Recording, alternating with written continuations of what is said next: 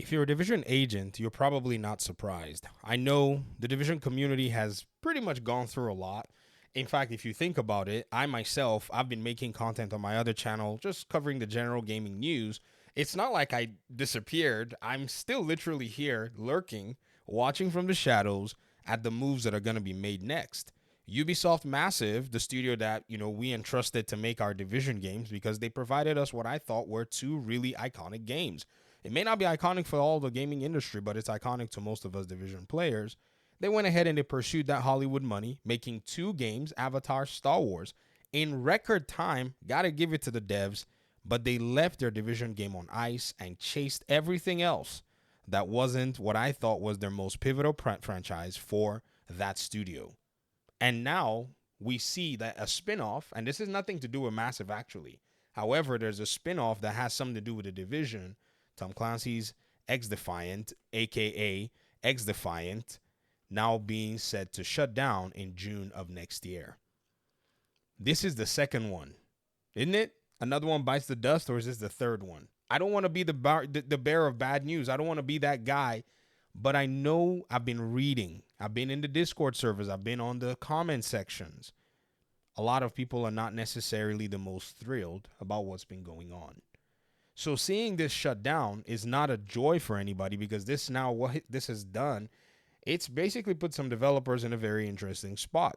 They did a good job. They made a game, but this niche coming in here to try to create an audience when there's a game like Call of Duty is not easy to do. It's not easy to do. So Ubisoft's XDefiant will be shutting down in June 2025. The whole press and the media and the general gaming, consensus will look at this and say, okay, it's just one more free shooter. But those of us in the Division community will be like, this is a shooter where they took Division assets, and instead of making a Division-based game or something along the Ghost Recon assets, those of you in the Ghost Recon community would also look at this and say they took some Ghost Recon assets instead of making another Ghost Recon game to go mash together a free shooter. And what has been the yield so far? Not what we would have thought. Ubisoft has its problems. It has its challenges, but it's still supporting the Division. So I'm quite shocked how they took all these other routes and did not focus at least direct some efforts to by now be having a Division 3 game already coming out the block. That should have been the plan. They should have been pursuing all these other projects if you felt like some passion project somebody wanted to do, or maybe they wanted to get their foot into Hollywood or whatnot. But there's no way you're going to leave your own personal orchard. That's the Division for Ubisoft Massive. That's Ghost Recon for Ubisoft Massive. You don't just leave your orchard, because these are your core shooters. The Tom Clancy name is your core shooting name in a market where there are some really heavy shooters, and you've gone ahead to do this. Bruh, I was supposed to read this article. I've been on a soapbox. Let's look at what's being said here. Several sources have revealed that Ubisoft will be shutting down XDefiant in June 2025. The news was mentioned in an internal all-hands meeting today. The decision was made due to poor player numbers and a lack of player spending, according to sources familiar with the decision to sunset the game.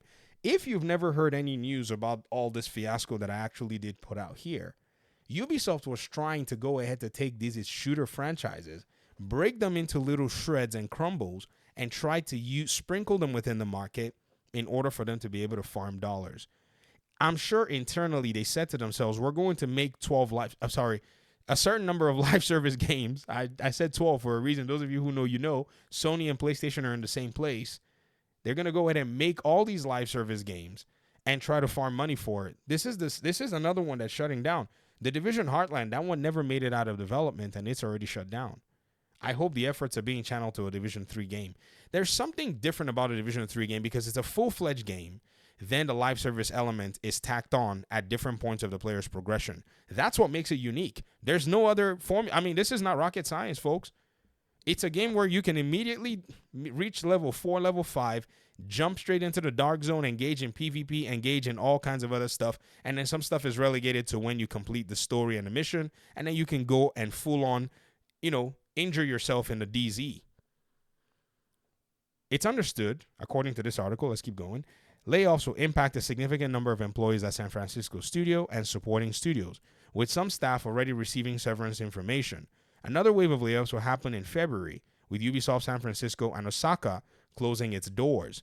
Around 170 to 180 people are understood to be losing their jobs. I take no delight in seeing this. This to me is the saddest news ever.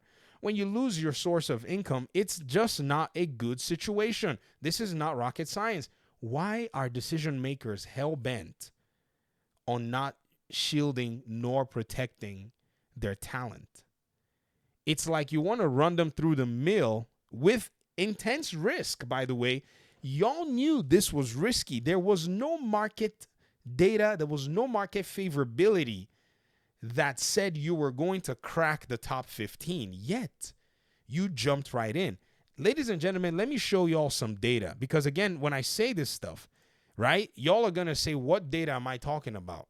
Because of this is the stuff I've been doing on the, Video Game Fights channel. I may cross-post this video, by the way. So if you're watching, going, but I'm on the Video Game Fights channel. It's because I cross-post it on my other channel because it's relevant to that community and that audience and that content.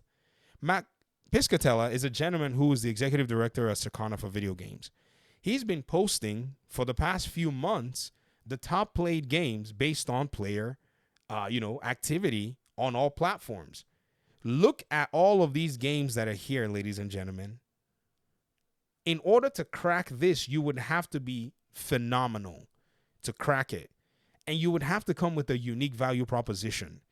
And Ubisoft already knew that there were juggernauts here. Instead of pivoting to the division, which had its uniqueness to it, and was only fighting in a small niche, a small circle of a scaled down, not even MOBA, that only Destiny 2 could be its proxy competitor, and crack this list with ease on PC especially, because PC is a different behavior. Look at PC players playing Helldivers 2 and the number 3, and console players on PlayStation not even bothering with it. So this data was available, and somebody still went ahead and commissioned this game. This is wild. This data was available, and somebody went ahead and commissioned The Division Heartland. This is where I get a little frustrated. You can't blame me. I'm just looking at what everybody else is seeing from outside. And when we finally look and say, okay, Ubisoft, y'all, are you guys going to act? They do something entirely way out of whack. I'm just thinking to myself, really? Really? Ghost Recon? They could have tacked on a Ghost Recon game, cracked a segment of the market that had that hoorah, Spec Ops going for them.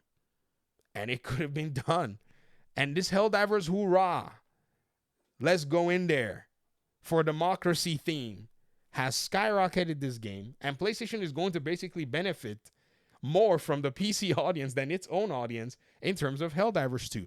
And PlayStation and Ubisoft had the blueprint right in front of them. Right in front of them. And keep in mind that Helldivers 1 was not the most successful game. Even Sony, they threw their weight behind it. It's their IP. But they still knew that there was a core audience there. How Massive decided it was going to go somewhere and go, cultivate another audience is shocking to me. I said Massive, sorry. Ubisoft and XDefiant, and even, with Red Storm and all of the others that tried to do the other, proxy, Tom Clancy-based live service games. XDefiant started an uphill battle after Season 1 with a lack of player spending, having the team scrabbling to cut costs. In 2024, Insider Gaming reported XDefiant was on borrowed time, despite initially having strong player numbers. Frustrations within the studio were always aimed at its leadership, who refused to take responsibility for the project's shortcomings, which could have been avoided with a better studio culture, said the people. Nonsense! I feel bad for the developers, but please, nonsense. All of this could have been avoided if there was a lot of good pre-planning and analyzing and looking at your market very well, because you would have shielded yourself had you had a fully fledged game that could have sold base copies before monetization will be tacked on behind. That way, players have something that they can hold on to and play and enjoy. If they wanted to get into the monetization side, they could. If not, they leave. But you would have been able to earn an income stream. But now you've made a full-blown game with all that investment to no yield. Or am I talking nonsense? Am I stupid? Am I crazy?